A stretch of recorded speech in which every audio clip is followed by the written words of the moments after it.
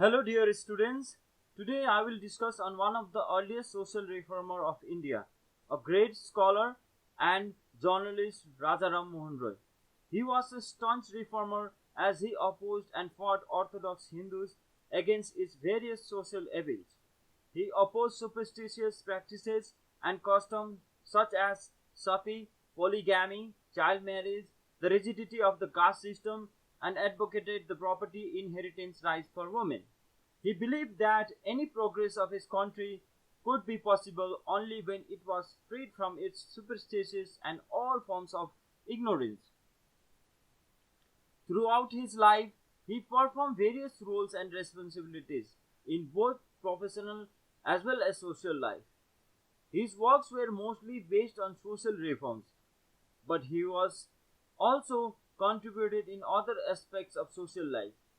He founded societal component Brahmo Samaj, and he was associated with journalism through several publications, including his own three publications in Bengali, Persian and English languages.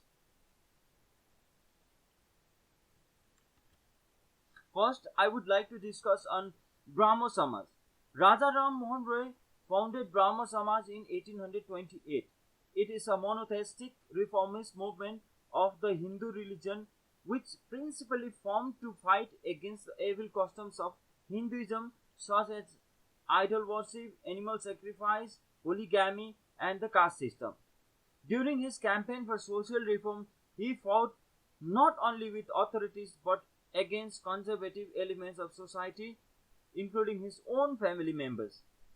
He also had to defend Hinduism against the attacks of the Christian missionaries operating in Bengal who were hugely benefiting for their propagation due to inhumane practices in Hindu religion. Roy was a strong supporter of modern education system. Consequently, he had rejected the traditional Sanskrit education and vigorously advocated for modern scientific and English education for Indians. He believed that the introduction of English education with a scientific temperament would aid in establishing a more liberal and enlightened system of instruction. Roy had opposed the Bengal government's proposal of starting traditional Sanskrit college in 1823. He argued that classical Indian literature would not prepare the youths of Bengal for the demands of modern life ahead. Instead, he advocated modern Western educational system in India. Since he was a strong advocate of Western education, he was instrumental in setting up several educational institutions during his time. He helped in establishing Hindu College in Kolkata in 1817, the Anglo-Hindu School in 1822, the Vedanta College in 1826 and Scottish Church College in 1830. As for the political freedom and freedom of press, he rigorously fought against the British political subjugations and against the suppression of freedom of press in India. His memorial for the repeal of the Press Ordinance of 1823 has been called the irrespective of Indian history. He believed that free press can act as a bridge between people and government. He believed that through free press people will come to know about the government policies and programs. As a result of knowing the government's plan, people expresses their opinions and ideas on it. Also, people will be able to place their grievances if there is any. He believed such practice will make the governments more effective and healthy. A free press, according to him, helps disseminate knowledge and boost intellectual ability of people. On the other hand, government will be able to understand their flaws in their policies and administrative lacunas so that they will be able to rectify them in future. Educating masses through his writings. Roy's foray into journalism was one of his many attempts to bring about a change in the socio-cultural landscape of the country through learning and education. His intention was to spread literacy, political and scientific knowledge among the Indians. He had constantly highlighted the religious prejudices due to caste system and other inhuman customs in Hindu religion. He had seen the distress of people caused by the Hindu caste system and addressed them to release the people from such suffering. About his involvement in the field of journalism, he started a Bengali language weekly paper called Sambad Kaumadi in 1821. The weekly newspaper advocated the usefulness of inculcating reading habits, the importance of discussion, as well as the need for education for all. He started another publication in a Persian language in the year 1822, Miratul Akbar. He had also published an English journal, Brahmanical magazine, in the year 1821 for a brief period. Sambad Kaumadi. Sambad Kaumadi was started in the year 1821 under the editorship of Bhavani Charan Banerjee. Banerjee quit editorship after 13 issues due to conflicts of ideas on the issues of social reforms, as Banerjee was against the ideals of Roy.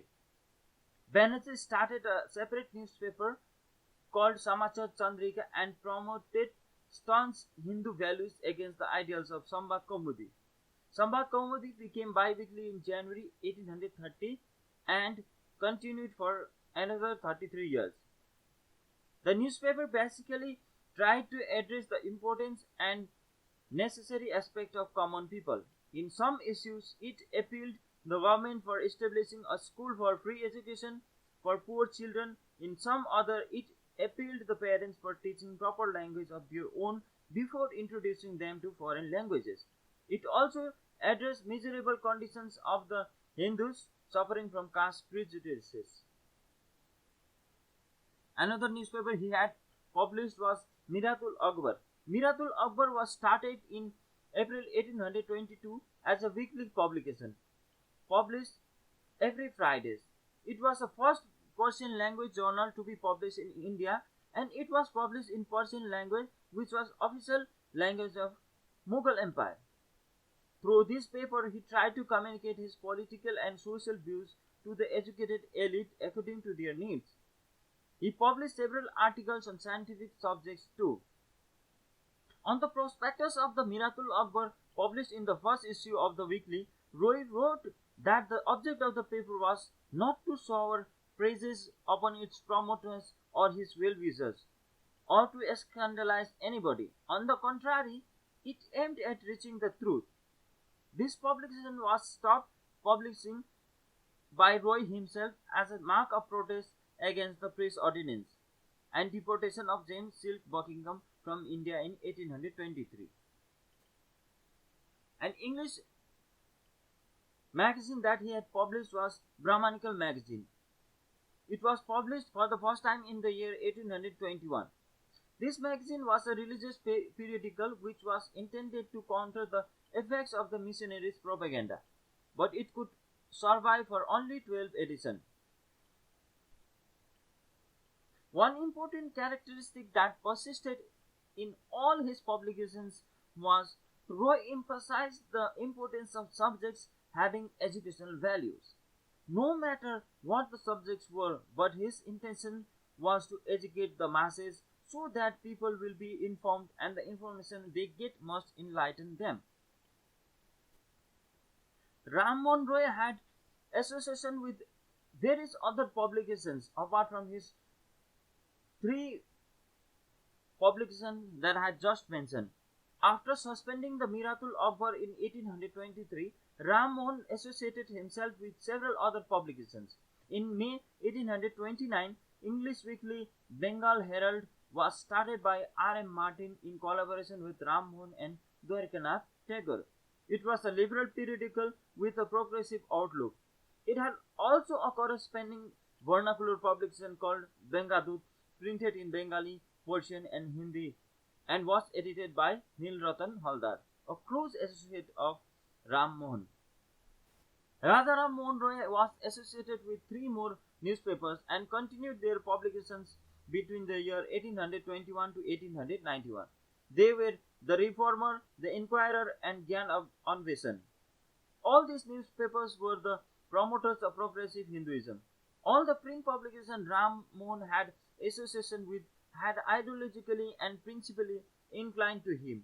They all carried his ideas during their existence. As for the conflicts with the authority, Ram Mohan didn't have much confrontation with the authority until the Governor General John Adams' Press Ordinance. Adams' Press Ordinance was basically a result of Buckingham's fearless journalism through Calcutta Journal. Buckingham had been very vocal against the policies of company through his newspaper, which I had already discussed in my previous video. As far as Roy was concerned, he believed in reasonable restrictions on press. His language choice in his publications were moderate and criticisms were constructive.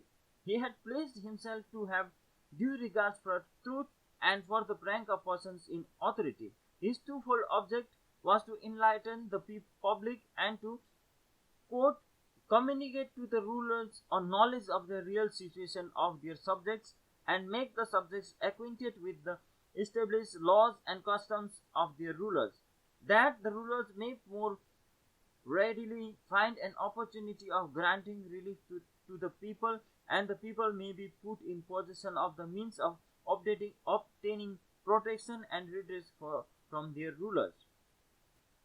When his judicious writings did not please the government, he with other journalists made representations to court against the ordinance. He protested and argued that the freedom of press and religion are natural rights and they must be upheld. His efforts failed to bring any change. However, it marked a turning point in his life as his focus shifted from religious attacks to social and political action. Roy had criticized and protested against several other policies and issues. For instance, he had a protest against the outmoded British legal system, revenue administration, English foreign policies, local basic issues like poor public roads, etc. He had even criticized the Christian missionaries' propagandas. In my conclusion, I would like to say that Raja Ram Mohan Roy, firstly as a social reformer, was a freedom fighter. He wanted to bring change among the people in various aspects of life, as in their religious customs and practices, by educating them. He published newspapers in 3 different languages for the purpose of creating mass consciousness. He believed in educating people and was in favor of women's education as well. He believed in modern Western education system and strongly campaigned for its implementation in India. He believed in scientific temper, innovations, literary knowledge, and political awakening.